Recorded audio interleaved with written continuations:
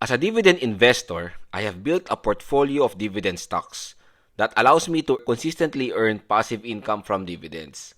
And sa video na ito, gusto kong i-discuss ang top performing stocks sa aking portfolio.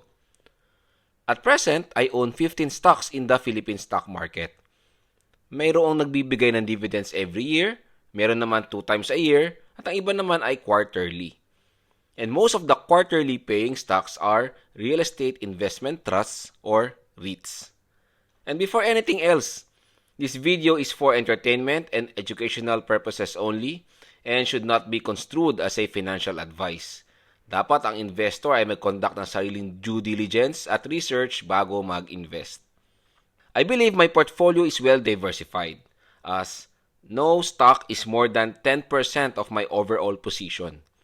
As of the making of this video, si SCC, DMC at RCR ang may pinakamalaking share na tig 10% at ang pinakamaliit na share naman ay si PhilREIT at 2%. Kung titignan ko naman by sector, ang real estate ay mayroong largest share at 28% na binubuo ng mga REITs, particularly sina AREIT, RCR, MREIT at PhilREIT. Dahil sa nature ng mga REITs at sa kanilang regulatory requirement na magbigay ng dividends, naging malaking part sila ng aking portfolio. Mas gusto ko din na mag-invest sa REITs than their parent real estate companies. Example, nag-invest ako kay AREIT instead of Ali or Ayala Land. Next largest sa aking portfolio at 19% ay ang power sector na binubuo ni na Meralco, SGP, at CREIT. I consider CREIT as part of power sector because of its exposure sa renewable energy. After power sector ay ang telecom sector na may 18% at ito naman ay binubuo nila Tel at Glo. For me, both power sector at telecom sector are defensive industries and companies in such industries ang gusto ko sa aking portfolio. Ang holding companies naman ay mayroong 14% portion at ito ay sina DMC at SMC. As holding companies, halo-halong sector ang kanilang businesses. And hindi common stock ang hawak ko kay SMC but preferred share under SMC2L. Si SMC2L ang aking unang preferred stock.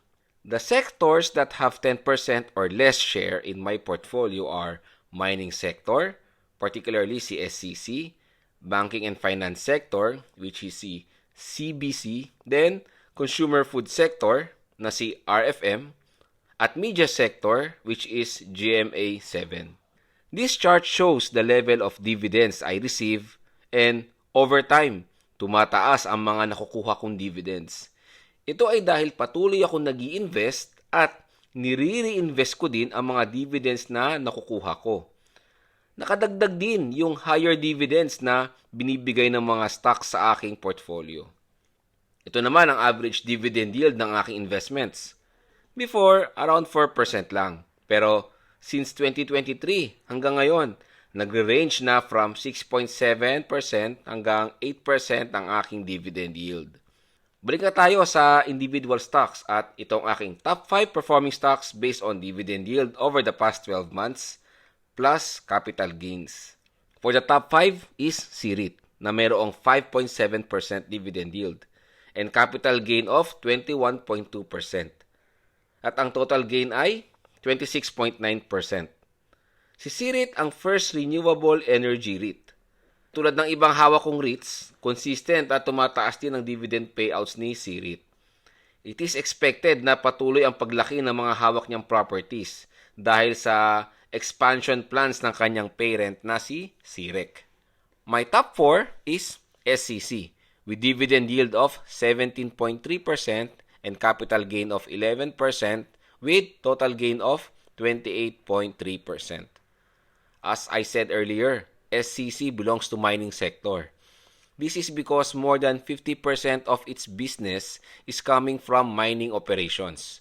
These recent years, consistent si SCC sa pagbibigay ng regular dividends during second quarter and special dividends sa fourth quarter.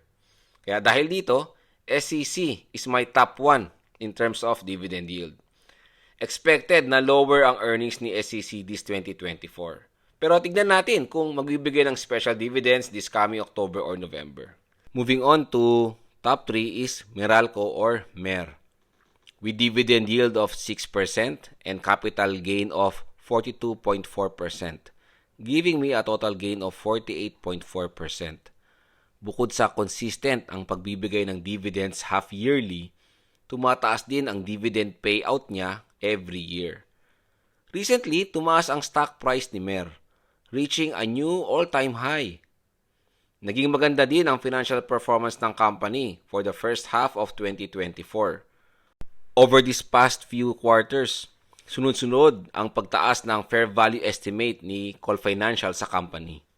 Second place goes to DMC with high dividend yield of 15.3% and capital gain of 45.8% with a total gain of 61.1%.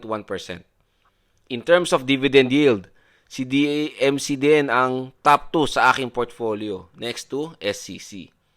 And over the past few years, at tulad ni SCC, nagbibigay si DMC ng regular dividend during second quarter and a special dividend in fourth quarter.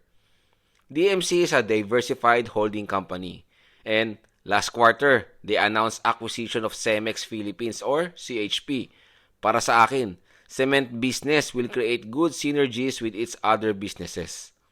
This first half, nag-report ng lower earnings si DMC, which is expected.